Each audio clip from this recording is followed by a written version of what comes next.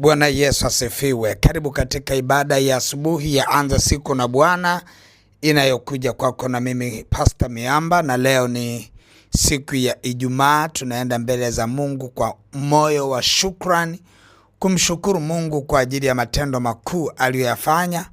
Lakini ni siku yetu ya 5 ya mfungo wa siku 40. Tunaendelea na baada ya maombi haya ya shukrani, hapo baadaye Mungu anaweza akasema nasi tena kwa ajili ya kuendeleza na mfungo wetu. Lakini kwa sasa ajenda ya kwanza katika siku ya Ijumaa ni shukrani kwa Mungu wetu. Na tunajua kabisa ya kwamba Mungu ametutendea aliyo mema makubwa, lakini kuna kitu tunataka tujifunze hapa. Leo tunataka tujifunze kitu kwa tofauti kutoka kwa hawa wakoma walioponywa kutoka katika kitabu cha Luka sura ya 17 kwanza mstari wa 11. Maandiko yanasema, ikawa walipokuwa njiani kwenda Yerusalemu, alikuwa akipita katikati ya Samaria na Galilaya, na alipoingia katika kijiji kimoja alikutana na watu 10 wenye ukoma. Akasimama mbali, akawapaza sauti akasema, Yesu Bwana mkubwa, uturehemu. Alipowaona aliwaambia, enendeni mkajionyeshe kwa makuhani. Ikawa walipokuwa wakienda walitakasika. Na mmoja wao alipoona kwamba amepona, alirudi huku akimtukuza Mungu kwa sauti kuu. Akaanguka kifulifuli miguuni pake akamshukuru, naye alikuwa Msamaria. Yesu akajibu akasema, hawakutakaswa wote 10? Wale 9 wa wapi? Je, hawakuonekana waliorudi kumpa Mungu utukufu? Ila mgeni huyu? Akamwambia inuka, enenda zako, imani yako imekuokoa. Tunaona walimeponywa wale watu 10 wenye ukoma, halafu mmoja anarudi kushukuru. Wale 9 wanaondoka kabisa, hawarudi kushukuru. Sasa unakuta kuna mambo ya kujifunza.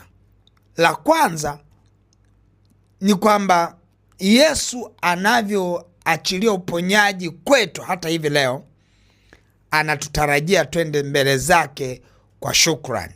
Yaani leo kama Mungu ametupa maelekezo kwenye ibada zetu kwamba tunaenda mbele za Bwana kwa shukrani, huo na hakika Mungu anatusubiria leo.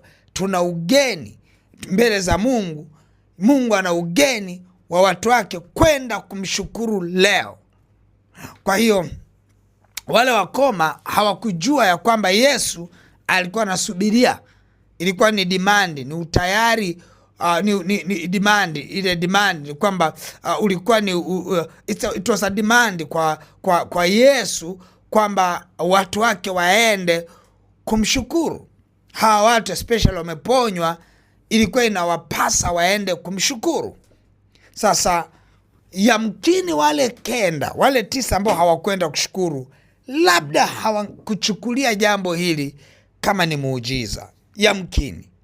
Yamkini, nasema tu yamkini hawa watu walichukulia kawaida. Kitu kibaya sana kwenye maisha ya rohoni ni kuchukulia vitu kawaida. Unajikuta unapitia changamoto, unachukua kawaida.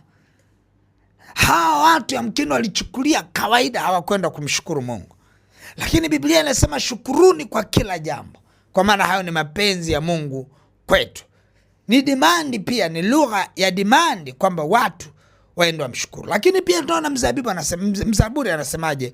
Watu na wakushukuru, Bwana, watu na wakushukuru. Hiyo kauli inaeleza katika kitabu cha Zaburi kwamba ni demand kwamba watu waende wakamshukuru Mungu, watu waende wakamshukuru. Kwa nini? Kwa sababu ya matendo makuu aliyoyatenda. Tunajua ya kwamba tumevuka kwa neema hii wiki. Hatuwezi kuhesabu kwamba ni akili zetu, kwa sababu kuna mambo mengi sana Mungu mwenyewe ameingilia na kutuvusha. tupo hai mpaka leo ni jambo la kumshukuru Mungu. Si kwamba kila mtu yuko hai, si kwamba alianza Jumatatu amaliza Ijumaa na kuendelea, lakini Mungu ametupa neema, tunamshukuru Mungu. Inatupasa kwenda kumshukuru Mungu, kwa sababu endapo kama hatutamshukuru Mungu kwa sababu iwayo yote, tutapoteza miujiza yetu. Na ndio maana yule alienda kumshukuru Mungu, Yesu akamwambia, yeye alienda kumshukuru Yesu akamwambia kwamba imani yako imekuponya. Maana yake nini? Hati wengine walipoteza miujiza yao. Mungu akusaidie muujiza wao wote unaojua na usiojua, akusaidie usiupoteze kwa jina la Yesu. Kwa sababu kuna miujiza mingine Mungu ametusaidia, lakini ni usiku, tumelala, hatuelewi nini kinachoendelea. Mungu ametusaidia. Hatuelewi vita inayoendelea usiku. Mungu ametusaidia. Mungu anapotusaidia anatarajia watu wake twende kwa shukrani mbele ya uso wake, tumwambie Baba asante. Mimi nataka twende mbele za Mungu tumshukuru.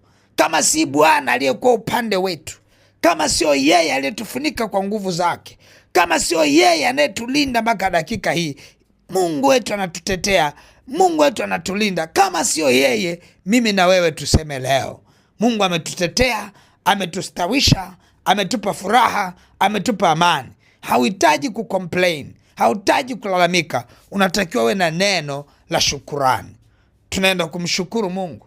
Ametenda, yeye ametenda maishani mwetu. Ametupa uhai, ametupa furaha, ametupa amani, ametupa uzima. Tunayo sababu ya kwenda mbele za Bwana na kumwambia Bwana Yesu asante. Tutaka twende mbele za Bwana. Baba mtakatifu, katika jina la Yesu Kristo wa Nazareth, Mungu liye hai, ikiwa ni siku yetu ya 5 ya kufunga na kutafuta uso wako katika siku 40, leo ni siku ya Ijumaa tunapokuja mbele ya uso wako Mungu, tukikushukuru sana.